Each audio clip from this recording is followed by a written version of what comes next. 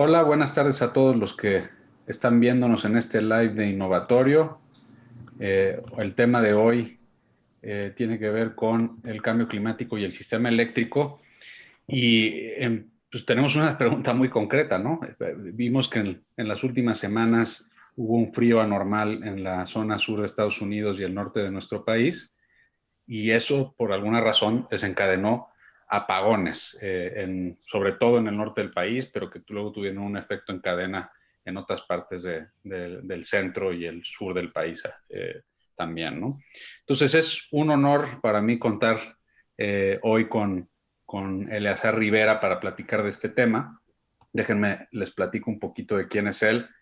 Eleazar tiene como antecedente académico una licenciatura en ciencias químicas, especialización en ciencias de materiales, tiene una maestría en finanzas y es miembro de la Asociación Americana de HVAC, ¿no? De calefacción, refrigeración y aire acondicionado, de los ingenieros en Estados Unidos de todos esos temas, y ha ocupado varias posiciones en la SRAE.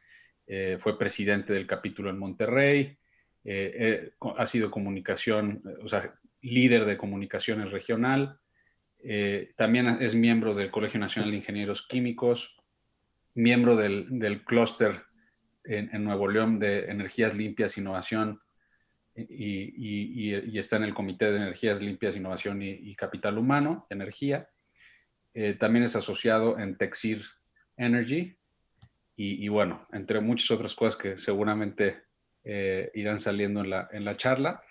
Y hoy quería estructurar la conversación en tres preguntas, básicamente, Eleazar, si no te importa. Una es, pues, ¿por qué el frío produjo apagones? O sea, ¿por qué un frío anormal produjo apagones? Segundo, ¿por qué el frío anormal? O sea, ¿por qué estamos viendo cada vez eventos climáticos que se salen de la norma? O sea, antes eran raros y ahora empiezan a ser cada vez más comunes. Y tercero, ver, pues, qué podemos hacer en México en concreto para atender los retos que nos vienen en términos de cambio climático. Entonces, si te parece, pues vamos explorando el primer tema. ¿Cómo ves? Bueno, antes que todo, Guillermo, muchas gracias por la invitación. Ya sabes que esto de la plática se nos da, ¿verdad?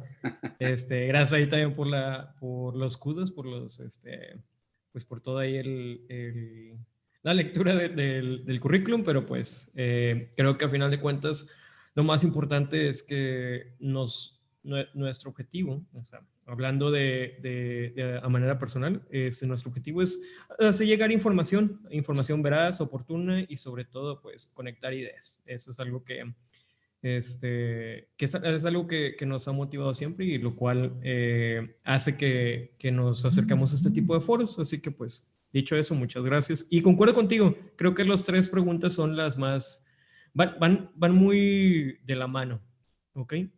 Este, si te parece, primero pues hay que definir la situación del frío anormal, es decir, climáticamente qué está sucediendo, ¿ok?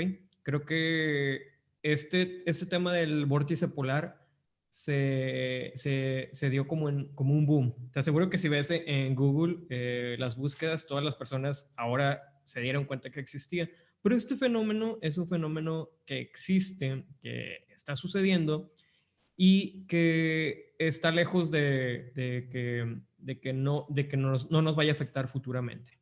Un vórtice polar en realidad como te dije, es un fenómeno natural, es un ciclón. Este es un ciclón a gran escala, se encuentra generalmente en las zonas pues polares, como bien dice su nombre. El vórtice polar en realidad siempre va a estar asociado al clima. Es más, de hecho, regula el clima dentro de nuestro planeta. Existe también vórtices en otros planetas, como Venus, Titán, etcétera, etcétera. Pero eso es una clase de astrología y eso lo platicamos en otra charla que me invites.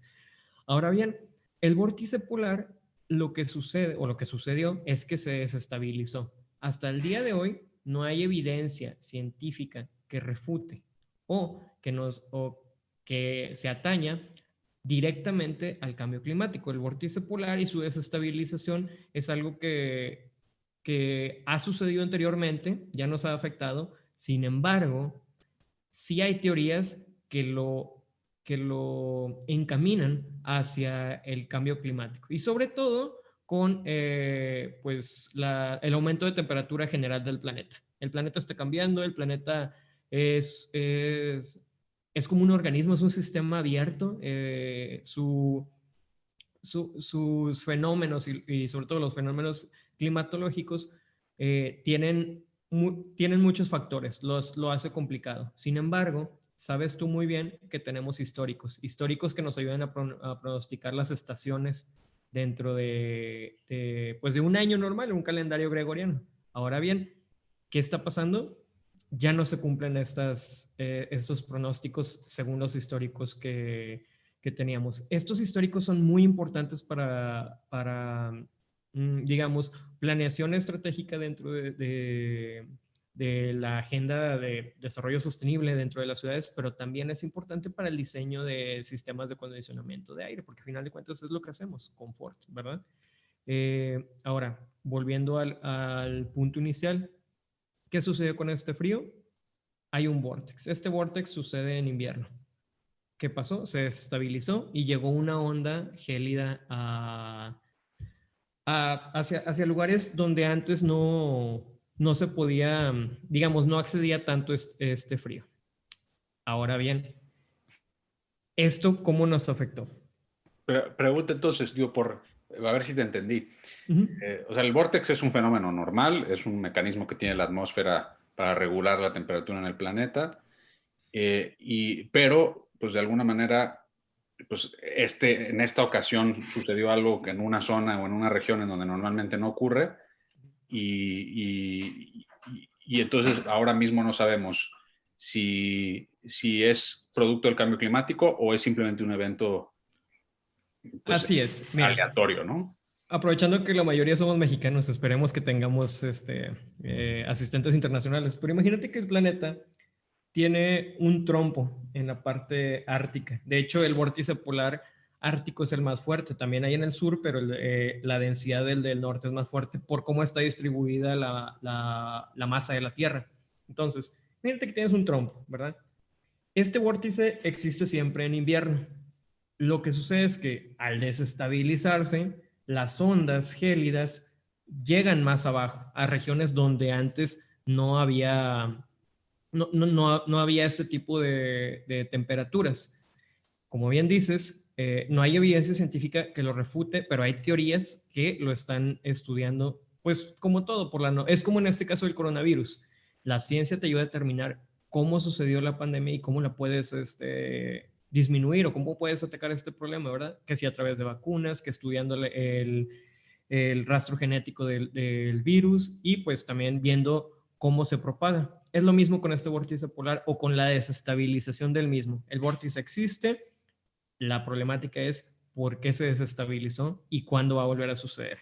Si nosotros podemos llegar a hacer ese pronóstico, podemos también hacer mejores diseños tanto de los sistemas eléctricos como los sistemas de abasto energético y como cómo estamos consumiendo esa energía, es decir, con los envolventes de los edificios. Eso creo que lo podemos platicar un poquito más para adelante. Buenísimo. Y entonces entremos en el tema de, pues, ¿por qué se fue la luz, no? O sea, entiendo que yo vi las noticias como seguramente muchos de los que nos escuchan ahora y pues, lo que pasó es que entró un frío en una región como es Texas o como es el norte de México, en donde no se está acostumbrado a tener esas temperaturas y empezaron a reventar instalaciones por todos lados, ¿no? Pero ¿por qué no estamos listos ni en Texas, ni en Estados, o sea, ni en Estados Unidos, en esos estados, ni en México para este frío? O sea, ¿qué tendría que pasar en el sistema eléctrico para que no nos pasara eso aún con un frío tan raro o tan extremo, ¿no? Exacto. Bueno, aquí me gusta cómo, si te das cuenta cómo la pregunta se formuló, vamos a ir deshebrando la respuesta. Para empezar, mencionaste a Texas y mencionaste al norte del país. Esto nos habla de una relación intrínseca y muy estrecha entre nosotros acá en el norte y el vecino estado. Entonces, primero pues me gustaría hablar de Texas. Texas es el mayor productor de energía de todo Estados Unidos y uno de los más grandes del mundo. Pero la semana pasada millones de sus habitantes se quedaron sin electricidad. ¿Esto por qué? Como lo dije, Texas es el estado número 1 en producción de crudo y de gas natural. Tan solo en el 2019 acumuló 41% de la producción petrolera de este país y un cuarto de su producción de gas natural. En febrero de este año, como bien saben, hubo temperaturas que no estaban pronosticadas. Ahora, ¿qué fue lo que pasó? Este frío ártico, como les dije, trajo estas temperaturas que aumentaron, que nos llevó a un aumento abrumador en la demanda de energía para el acondicionamiento de espacios. Esto hizo que algunas plantas fallaran y dejaran de funcionar. También dificultó el suministro de gas natural. Las plantas generadoras de energía a través de fuentes no renovables como lo es carbón y como lo es las plantas de gas natural operan a través del ciclo de Rankine. No voy a entrar mucho en tecnicismos, pero el ciclo de Rankine necesita agua para su operación. Entonces, no fue que el gas natural se haya congelado en Texas, no fue que el carbón se haya humedecido o se haya congelado, sino que las plantas están diseñadas tanto en los materiales como en su operación para ciertas condiciones. Esto se llaman condiciones de diseño, para que puedan operar a tales temperaturas de una manera óptima. Las plantas no están diseñadas, las plantas generadoras, las plantas que generan electricidad a través de recursos convencionales, es decir, no renovables, no están diseñadas para estas condiciones. Entonces, ¿qué pasó? El agua se congeló y esto hizo que hubiera una falta de esta demanda. Ahora bien, eso en la parte de generación. También cabe mencionar algo muy importante. México está totalmente dependiente de esta producción de gas natural del vecino país. ¿Por qué? Este tema me gustó mucho platicarlo con mis amigos científicos o tecnólogos porque es básicamente para lo que estamos trabajando actualmente, todos los que estamos relacionados de una u otra manera a la energía, e inclusive nosotros, o sea, los usuarios comunes. Esto es un tema que le debe que interesar y importar a todos en México, que es la soberanía energética. Aproximadamente el 70% del consumo de gas natural en México viene de Texas. Esto significa que al presentarse una emergencia climática, como pasó, el precio y la demanda de gas aumenta. Mire, un ejemplo. Según datos de la CFE, el precio de gas natural aumentó 5,000% más o menos. O sea, es decir, pasó de $3 el BTU o la unidad de volumen, como se mide, a más de $200. Entonces, imagínate. Esto significa que el capital privado va a querer mover este flujo de gas a su conveniencia. Ahora bien, se priorizó el suministro de gas natural para los estadounidenses, lo que afectó el abasto de para generación de energía en México por parte de CFE y de privados. Casi 5 millones de usuarios, por así decirlo, en Nuevo León, Coahuila, Tamaulipas y Chihuahua, nos quedamos sin energía en uno de los días más fríos. De hecho, pues tú lo sabes, te eché una llamada para decirte, hey, aquí ando y todo está bien, solamente no tenemos energía. Ahora, ya quedamos en que Texas es el máximo, nosotros importamos de Texas la mayoría del gas natural. No tenemos una producción interna, no tenemos soberanía energética. Ahora, ¿qué pasó? Cuando los sistemas y las plantas de gas natural, que son la mayoría en Texas, empiezan a necesitar de este insumo, deciden pues cortar el suministro y hacerlo más caro para México, y la CENACE, el Centro Nacional de Control de la Energía, empieza a programar cortes eléctricos en el país. ¿Para qué? Para atender la demanda. Una ventaja que tenemos aquí es que nosotros somos parte del sistema eléctrico nacional, es decir, estamos interconectados. La mayoría de México, imagínense a México, todo México está conectado a excepción de Baja California. Esto por situaciones técnicas, no tiene nada que ver con política. Ahora bien, México, al verse desabastecido, porque la mayoría de las termoeléctricas aquí en el país operan a través ya sea de carbón o de gas natural, Por cierto, y dicho sea de paso, las de gas natural también se vieron afectadas por el mismo fenómeno que les pasó en Texas. Es decir, como están las que funcionan a través de carbón y las de gas natural, como están basadas en este ciclo de Rankine, necesitan agua para que este ciclo suceda. ¿Qué pasó? Se congeló. Las instalaciones no estaban diseñadas para esto. Vamos a hacer una pausa para ver si todos te estamos siguiendo.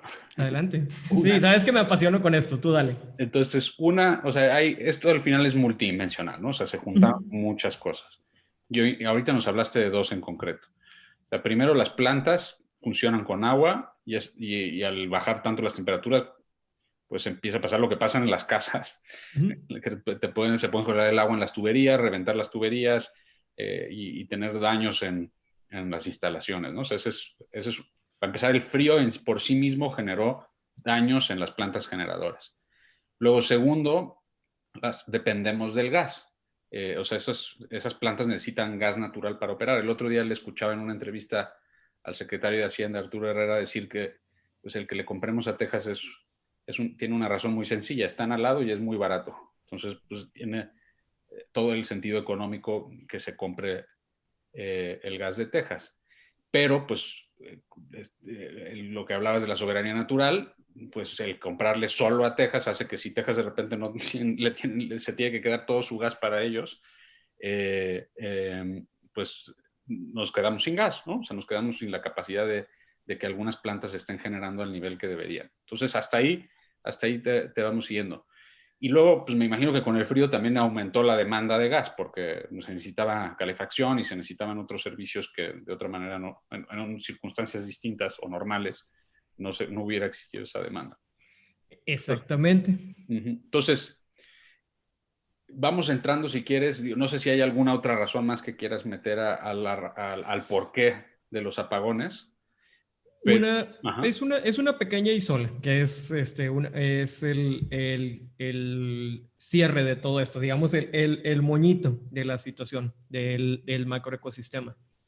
Texas decidió hace bastante tiempo que su sistema iba a ser solamente para el Estado.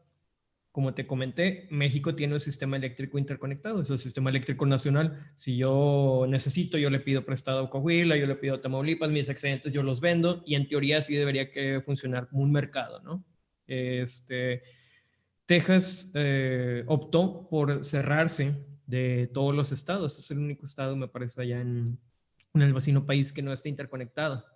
Esto para tener esta soberanía dentro de la soberanía, es decir, oye, yo voy a administrar mi sistema eléctrico, yo veo cómo lo distribuyo, yo veo cómo me arreglo con las privadas y que cada quien abra un libre mercado dentro de su propio microecosistema. Pero ya vimos qué sucedió. O sea, esta decisión, dicen los especialistas, que fue para tratar de ahí, pues, optar pues sí, una soberanía en cuanto a la toma de decisiones, ¿no? De las tarifas. ¿Qué es lo que les pasa ahora? Que ellos no están interconectados, no le pueden pedir a Arizona, no le pueden pedir a algún estado del este donde sí están interconectados porque esa decisión se tomó hace bastante. Por eso mismo, además de que sus plantas productoras normales, como quien dice, que son las de fuentes no renovables, además de que dejaron de funcionar, su sistema eléctrico o la red eléctrica no está interconectada con otros estados, entonces ahora sí que no va tienen manera solo. de ayudarle a otros estados, claro. Exactamente. Eso fue una cosa que nos benefició a nosotros aquí en México. Por eso hubo apagones en todo el país, aunque si fueron apagones de 15 a 30 minutos ahí pronosticados, como les dije, por el SENACE. ¿Para qué? Para tratar de abastecer en horas pico la demanda de los estados del norte. Eso es una ventaja que tuvimos aquí, pero que nos deja un historial, un aprendizaje de esto. ¿Okay? Y yo creo que es importante mencionarlo. Totalmente. Entonces, hablaste de dos retos. Uno es soberanía energética, o sea, que tengamos la capacidad de generar por nosotros mismos la energía y que no dependamos de un insumo de afuera. Y ahora hablaste también del tema de las fuentes no renovables.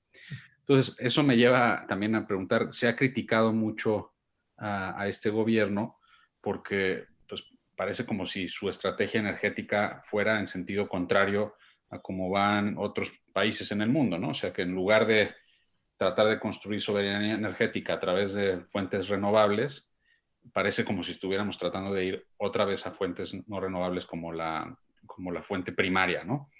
Entonces, ¿cómo ves tú, ya pensando en futuro, ¿no? O sea, o en opciones, o sea, ¿cuál sería una buena estrategia en nuestro país para que, digo, obviamente seguirá habiendo eventos climáticos impredecibles, porque es parte también de las consecuencias de que se caliente la atmósfera, pero ¿qué deberíamos estar haciendo para conseguir, por un lado, soberanía energética y por otro, pues, tener un sistema que no dependa tanto de fuentes no renovables? Bueno, pues mira, dejémoslo así, para tratar de quedarnos por la superficie, ser lo más técnicos y también lo más objetivos posibles, ¿ok? Tan importante es cómo producimos energía como cómo la que estamos consumiendo. Esto nos lleva a hablar de eficiencia energética, ¿ok? Voy a mencionarles, antes de ahondar en este tema, dos puntos importantes. Uno, desmitificar la energía o lo que sucedió con este apagón. No fue culpa de las... También se mencionó que hubo culpa de las renovables, es decir, de las eólicas y fotovoltaicas. En realidad no, porque en Estados Unidos y en Texas tienen una matriz, lo que se conoce como una matriz energética distribuida. Y ahorita lo vamos a profundizar. No se congeló el gas, lo que pasó fue que se congeló el agua. Las plantas no estaban diseñadas para estos escenarios. No dejaron de generar aquí en México los privados, no fue así un mito acá del tío Rico MacPato, donde ellos quisieron dejar, no pasó tampoco así. Las plantas en México tampoco estaban diseñadas para este cambio pues, climatológico, este evento fortuito. Y pues ya dicho eso, ¿cómo vamos a evitar un futuro desabasto? Creo que es la pregunta importante. Un futuro desabasto y lo que nos va a llevar a cómo vamos a mejorar el consumo de la energía que sí vamos a tener, ¿verdad? El primer punto y lo que tecnólogos, ingenieros, científicos, economistas, financieros e inclusive políticos, todos, al menos políticos que están en la parte energética comprenden y que sabemos que nos va a llevar a esta soberanía energética, que a final de cuentas, ¿qué es la soberanía? Tener un libre estado donde tú puedes ser autosuficiente. Entonces, ¿cómo lo vas a lograr? Diversificando la matriz energética en México. ¿Qué es diversificar? Integrar fuentes de energía renovables con no renovables con energías limpias, que ese es otro tema. Una energía limpia es un híbrido. Ahí entran temas de cogeneración o microcogeneración, aprovechamiento de calor residual, etc. etc. Temas bastante interesantes para un tecnólogo y una persona técnica de la energía. Pero bueno, básicamente es eso. Meterle a la matriz de generación energética del país fuentes renovables, no renovables y energías limpias. También hay que crear este ecosistema de soberanía energética. ¿Cómo? Invirtiendo en la modernización del sistema eléctrico nacional que ya existe y en tecnologías de almacenamiento energético. Ese es otro tema. Se ha dicho mucho que las no renovables no son confiables porque dependen precisamente del clima. Las eólicas dependen del viento, las maremotrices dependen del flujo de las mareas, las geotérmicas dependen de cómo se comporta el subsuelo y las fotovoltaicas de cómo estamos recibiendo la luz solar o cómo la incidencia solar, que eso es otro tema también bastante interesante. México está dentro de lo que se conoce como el anillo de fuego. Somos una de las mejores zonas para poner granjas solares. Pero eso te digo, lo podemos platicar en otra charla. ¿Cómo lograr esta soberanía? Como les dije, invirtiendo en la modernización del sistema eléctrico nacional, porque a final de cuentas todos vamos a depender de y es una muy buena manera de, inclusive hasta si lo ves financieramente, tú estás invirtiendo en un capital, en un asset que esperas que no se devalúe con el tiempo y en el cual tienes retorno específico, tiene un valor presente neto en este momento. Y pues como les dije, tecnologías de almacenamiento de energía. Entonces, la pregunta era, ¿cómo conseguimos mayor soberanía y evitar un desabasto futuro? Pues hablaste de varias cosas, ¿no? Una es modernizar la infraestructura que tenemos. Otra es diversificar las fuentes. De hecho, hasta los países más avanzados en renovables, pues empiezan gradualmente, ¿no? Empiezan generando un porcentaje chico y que va creciendo hasta que pues, se vuelve la mayor parte, ¿no? De la generación. Y luego hablaste también de almacenamiento, que eso va a ser, yo creo, una tendencia. Ahora, señor Tesla, señor Elon Musk empiece Sí, a tener resultados a todo lo que ha hecho estos años, pues va a detonar muchísimo también la industria de almacenamiento de energía, ¿no? claro. Oye, y también tiene una parte importante es cómo somos más eficientes en el consumo de esa energía, ¿no? O sea, porque es una batalla también entre pues, generar más y generar mejor, pero también que el consumo se haga de manera más eficiente. Entonces, si te preguntara, ¿cuáles son los componentes más grandes del consumo eléctrico en el país? Y cuáles de ellos podrían ser más susceptibles de hacerse eficientes para que o sea, la demanda por usar ciertas cosas no detone un crecimiento desorbitado de la carga sobre el sistema eléctrico. Sencillo, adentrándonos o profundizando ahora sí en la parte de consumo, tres sencillos ejemplos. Si tú vives en el norte del país, tú sabes que cuando viene verano, tu recibo de CFE va a aumentar al doble por el uso de aire acondicionado. Alrededor de, y estos son datos de estudios hechos por el Berkeley Lab o datos del International Energy Agency. Entonces, volviendo a alrededor del 70%, del 40 al 70% de la energía de un edificio es de aire acondicionado. Y estamos hablando de un edificio desde residencial hasta los rascacielos en donde hay una, en donde hay una alta densidad poblacional. Y por último, también está esta línea base, 40% de la energía que estamos haciendo ahorita en el mundo tiene que ver con acondicionamiento de espacios. Por acondicionamiento de espacios es calefacción o refrigeración, por diferentes instrumentos y tecnologías, pero esto ya sucede. Entonces, he ahí el porqué de la invitación aquí a este foro o a esta charla. Como les dije, tan importante es cómo estamos produciendo la energía a cómo la estamos consumiendo. Hay una incesante necesidad de energía térmica por parte de ciudades, por parte también de la parte agropecuaria y por parte de la generación de energía tal cual. La generación de energía hasta el día de hoy, salvo la fotovoltaica, todo tiene que ver con hacer girar un motor para generar energía, ¿verdad? Todo esto se logra a través de energía térmica. Ahora bien, ¿cómo podemos o cuáles son las tendencias a futuro en cuanto a consumo? Hay muchos instrumentos, desde instrumentos financieros en los cuales esta energía térmica se puede, digamos, tercerizar para lograr una democratización de las mejores tecnologías, como el caso de un concepto llamado Cooling as a Service. También está el viejo dicho de que menos es más. Hay un tema muy importante, distritos térmicos. Esto sucede ya en Europa, en países donde no tienen acceso a combustibles no renovables, como el caso de Dinamarca. Dinamarca tiene ya más de 100 años haciendo esto, también en partes del norte de Estados Unidos, sobre todo con la parte de calefacción. ¿Qué es un distrito térmico? Un distrito energético. Brindas energía, ya sea en forma de agua helada o caliente o vapor, a una serie de edificios, como les acabo de comentar, del 40 al 70% de la energía de un edificio o un rascacielos está dependiente del aire acondicionado. Si tú haces una planta centralizada, puedes, uno, manipular o, bueno, tener un control de la eficiencia, es decir, los kilowatts eléctricos o térmicos que le metes están totalmente relacionados al confort. Pero hay otra cosa bien importante, la emisión de gases de efecto invernadero.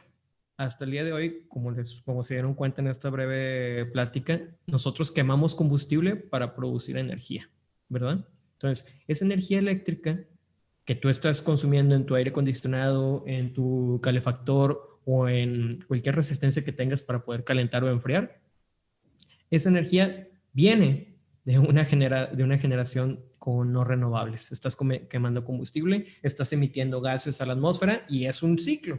A final de cuentas, la termodinámica es como la papa caliente, ¿no? Tú la pasas, tú la estás pasando, pero no desaparece. Acuérdense, un principio fundamental: la energía no se crea ni se destruye, solo se transforma. Estamos obteniendo energía de un, no sé, potencial de un sistema hacia otro.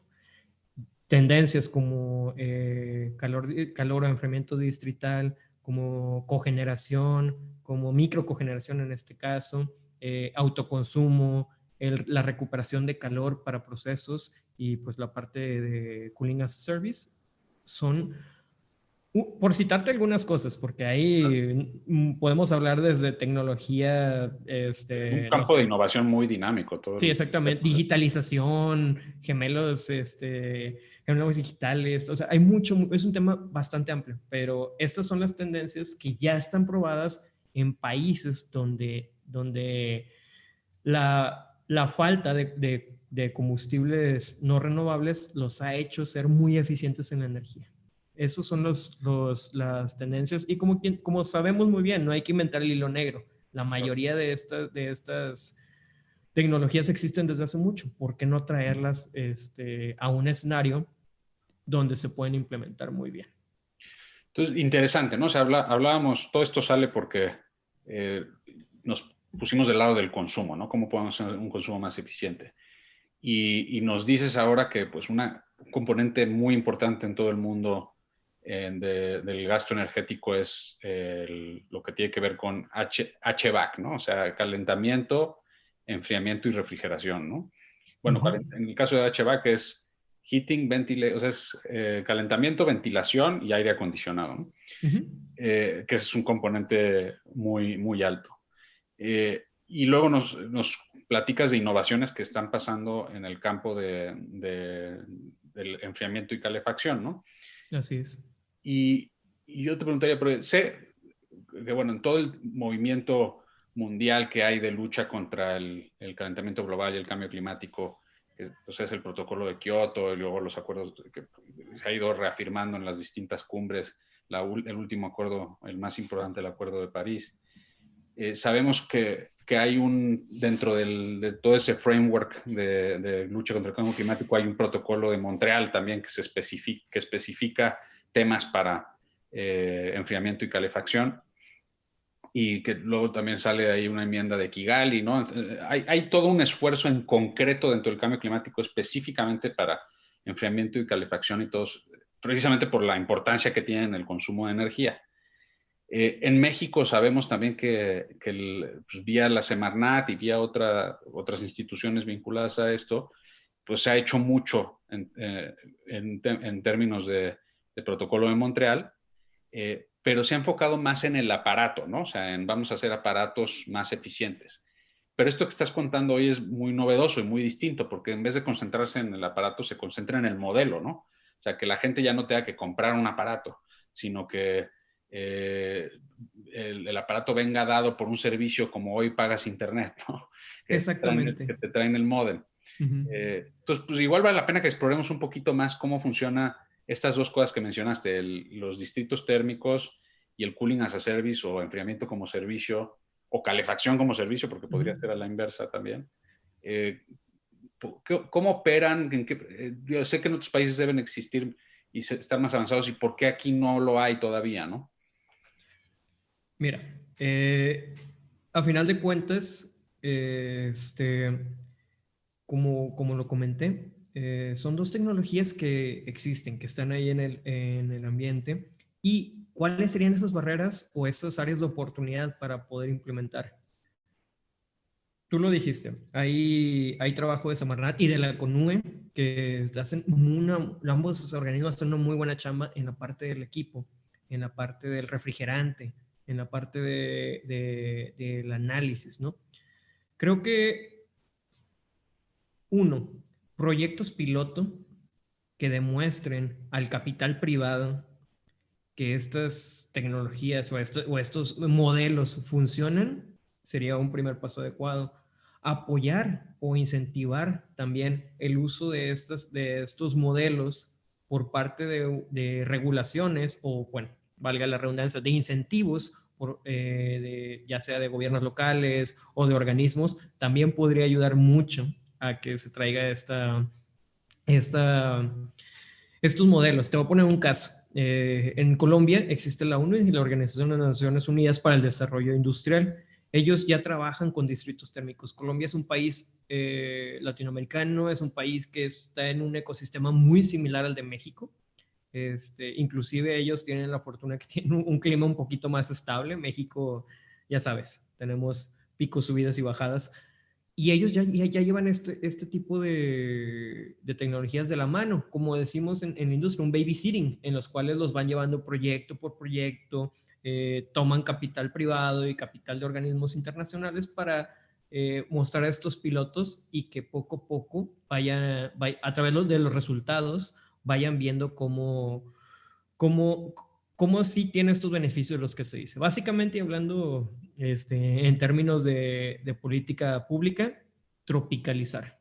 Es decir, los escenarios que sí funcionan, traerlos o moverlos a un escenario diferente y que se adapte, que sea orgánico y que se vaya adaptando según las necesidades. Esto a través de pilotos, a través de mejores regulaciones y a través de pues, la parte de, ahora sí que, evangelizar. Eso es una parte muy importante, evangelizar nuestros servidores públicos que sepan que nos tienen de la mano, que nosotros fungimos como aliados. ¿Quiénes? Los tecnólogos. ¿Cuáles? Todos los que estamos ahí en el mundo. Esos loquitos que nos gusta hablar de temas, de temas que a lo mejor no muchos los ven interesantes, pero que son muy importantes. Mira, así de sencillo. El hoyo en la capa de ozono sucedió, fue una realidad en los 90s y ¿qué tuvo por repercusión? Que los rayos ultravioleta del tipo C, que son los más energéticos, entraron entraron a la atmósfera terrestre. ¿Por qué sucedió ese hoyo de la capa de ozono? Refrigerantes. Fueron los clorofluorocarbonos los que llegaron hasta allá. Vamos, sí. Exactamente. Entonces es un loop. Si te das cuenta, es un ciclo. Si no usas buenos refrigerantes, hay un hoyo en la capa de ozono, entra más radiación, hay más calor. Si usas equipos ineficientes para producir confort, vas a aumentar la demanda o la carga de producción energética, lo que va a hacer que aumenten los gases de efecto invernadero, lo cual va a hacer que otra vez aumente la temperatura. Ahí ya tienes dos. Y estos dos fenómenos climatológicos repercuten en cosas como el vórtex polar que se acaba de desestabilizar, entonces vas a ocupar más energía. Es un ganar-ganar. Si tú utilizas instrumentos como los que acabamos de platicar y muchos otros más, y sabemos llegar a estos escenarios donde los tomadores de decisiones pueden brindar un foro a estas alternativas, es donde vamos a encontrar la verdadera eficiencia energética. Y esto, más que opinión, soy un portavoz, ¿no?, de lo que está sucediendo del otro lado. Es algo que es muy, muy fácil de visualizar, ¿no crees? Pues yo creo que es una buena manera de ir redondeando esta conversación, porque al final, pues, tenemos que abrirnos a formas nuevas. Es como causa y efecto, ¿no? Lo mencionaste muy bien ahora con lo de los refrigerantes y la capa de ozono. Causa-efecto, atendimos la causa y el efecto se detuvo. Ahora tenemos la posibilidad de adelantarnos también a efectos del futuro actuando hoy sobre las causas, ¿no? Tanto para evitar que se sobrecargue nuestro sistema eléctrico como para evitar emisiones innecesarias a la atmósfera que se podrían resolver con más eficiencia, ¿no? ¿Y sabes qué? Inclusive, perdóname que te interrumpo, pero ya No, sabes, adelante. me conoces, me invitaste y sabes que me emociono. Pero, ¿sabes qué? Inclusive estas nuevas tecnologías, y esto otra vez, no es opinión, es algo que se ha visto, traen nuevos empleos. La economía se va a incentivar. Todos estos modelos van a requerir carreras del futuro. Las carreras o los técnicos o los profesionistas que ahorita están formándose van a ir ligados de la mano. Es un nuevo nicho de mercado donde organismos internacionales, bancos, financieras, fiduciarias, no sé, aseguradoras, tecnólogos, ingenieros, profesionistas, etc., etc., técnicos, van a tener un nuevo nicho de mercado. También la economía se puede reactivar y sobre todo es es el futuro del escenario por venir, creo yo. Pues con esa línea yo creo que vamos cerrando el azar. Déjame nada más compartir con los que nos escuchan. Desde Innovatorio, pues tenemos una línea muy enfocada en innovación en temas de cambio climático. Entonces, pues, si les interesan estos temas, síganos en las redes sociales de Innovatorio y muy próximamente yo creo que podemos ir haciendo el teaser de que se está haciendo un equipo liderado por Eleazar, están haciendo un estudio, un white paper, vamos a llamarlo así, un pequeño resumen de cuál es el estado del arte en temas de enfriamiento y calefacción vía distritos térmicos y cooling as a service. Entonces, pues si nos dejan sus datos, con todo gusto vamos a luego compartirles los resultados de este estudio tan interesante. Y no sé, Eleazar, si quieras decirle algo más a la gente que nos está escuchando antes de terminar. Pues bueno, agradecer el tiempo que nos dan porque tú sabes que esto es, como lo comenté, es la parte de evangelizar. Esperemos que se les haya quedado, aunque sea si no es la semillita de la duda, un pequeño dato. Comprender y desmitificar el escenario que acaba de suceder y pues como bien comentaste, quedarnos a la orden porque lo más importante de este mundo actual en el que convivimos es que tenemos muchísima información allá afuera, demasiada, que es a veces hasta atiborrante. Y pues que no se cierre la puerta de que podemos seguirnos apoyando, siempre ir de la mano de especialistas y pues no queda más que pues, seguir aquí al pie del cañón, ¿no crees, Guille? Pues a seguir construyendo soluciones con innovación para pues, construir el futuro también, porque de repente parece que está dado el futuro y no, o sea, hay que ir innovando en cómo nos calentamos, cómo nos enfriamos, cómo consumimos energía. Si no, pues nos lo podemos acabar. Si es que No, claro, hay que echarle ganas. Cambio climático, construyendo el futuro en el presente. Así es. Con esa frase yo creo que lo dejamos ahí. No hay nada, no se puede decir nada mejor para describir lo que estamos hablando. Pues gracias, Eleazar, otra vez por acompañarnos. Gracias también a los que dedicaron el tiempo de seguirnos en vivo y los que no, pues seguramente podrán ver la grabación de esto que estará circulando por ahí.